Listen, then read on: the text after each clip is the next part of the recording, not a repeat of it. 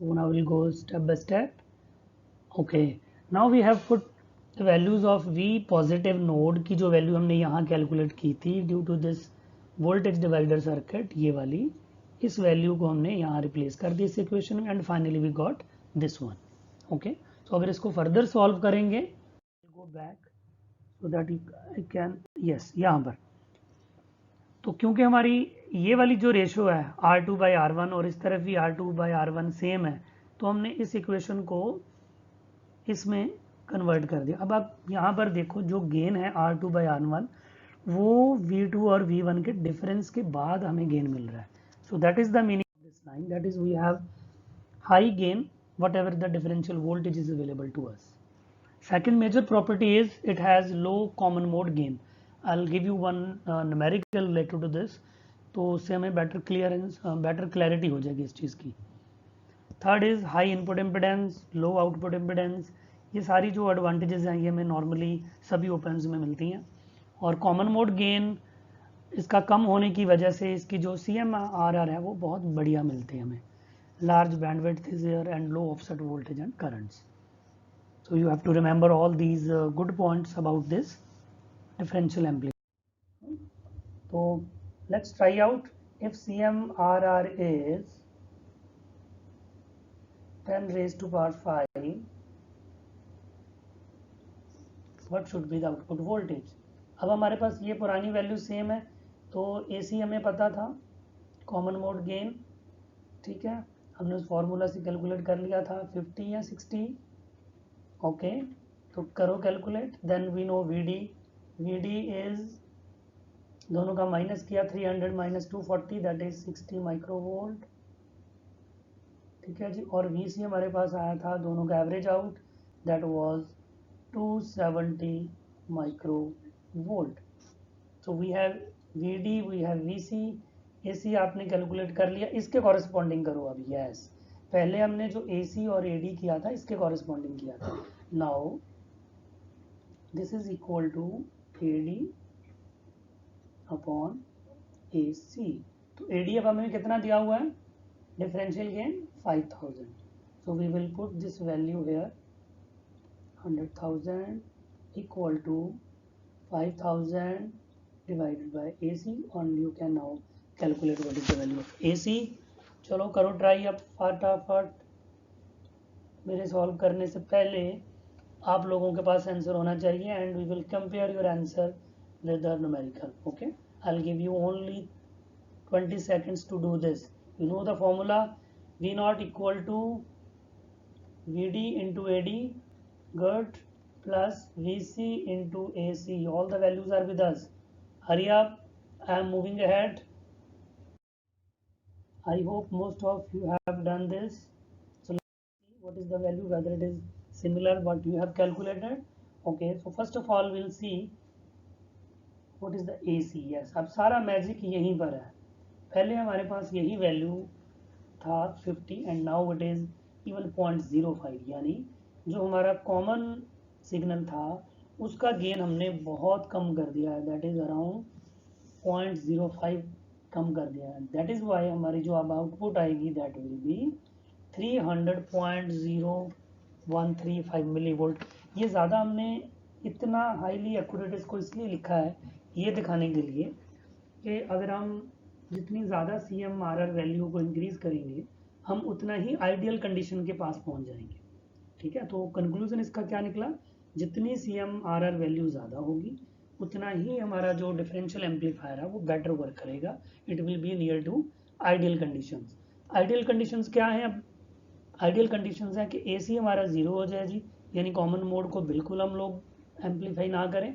तो differential gain क्या है 5000, डिफरेंशियल इनपुट कितनी है 60 माइक्रोवोल्ट, और आउटपुट क्या आनी चाहिए 300 मिलीवोल्ट. और हम लोग ऑलमोस्ट उसके पास हैं, अगर हम डेसिमल के बाद सिर्फ 2 डिजिट्स देखें तो output is 300.01 millivolts. Okay, so that is the good thing about this differential amplifier. This is the diagram I have taken from our textbook, that is Robert Coughlin की जो operational amplifier and linear integrated circuits से book को मैंने लिया, इसको diagram को लिया. इसमें जो उसने एक अच्छी चीज़ बताई है, that is these two resistances are same. Okay, this is also fix 100 kilo ohm, और इसको नाम दे दिया हमने R2 की बजाय m times the R, that is MR. तो अगर हमें पता है m की वैल्यू क्या है, ठीक है, so that will be directly your gain. Okay, so see how easily we can identify with the simple, इनको जैसे नोटेशन देने से हमें आइडिया हो रहा है कि इसका गेन कितना है. तो इसमें थोड़ी सी एक मॉडिफिकेशन है पिछले सर्किट से. वहाँ पर हमने R1 R2 लिखा था, यहाँ उसने क्या कहा है कि you keep one resistance fixed in this side and make one resistance variable. Okay, and combination of these two resistance will be known as MR. इन दोनों का जो वैल्यू है वो सेम होना चाहिए, but this MR is further combination of two resistances, one is fixed and one is adjustable. ये adjustable क्यों रखी हमने?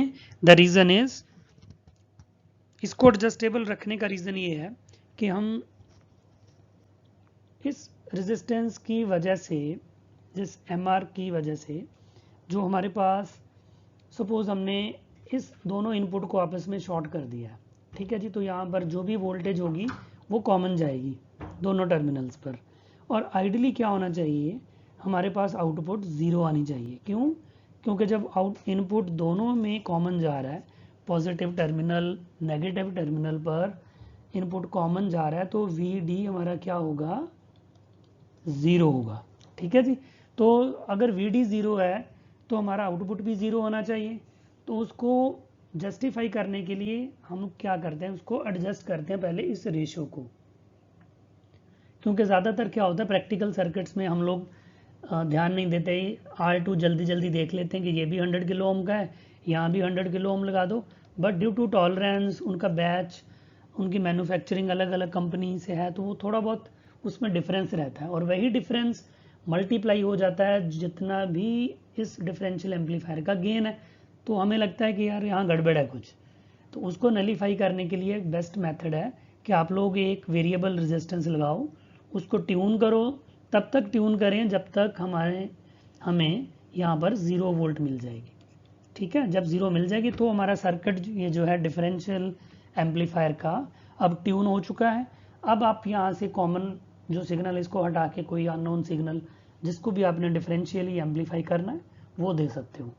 तो इससे क्या होगा, दो फायदे मिल रहे हैं हमें. एक तो हमें ये पता चल गया कि इसका जो कॉमन मोड गेन है वो 0 है, तो उससे क्या हुआ, हमारा जो CMRR है वो बहुत ज़्यादा बढ़िया मिलेगा.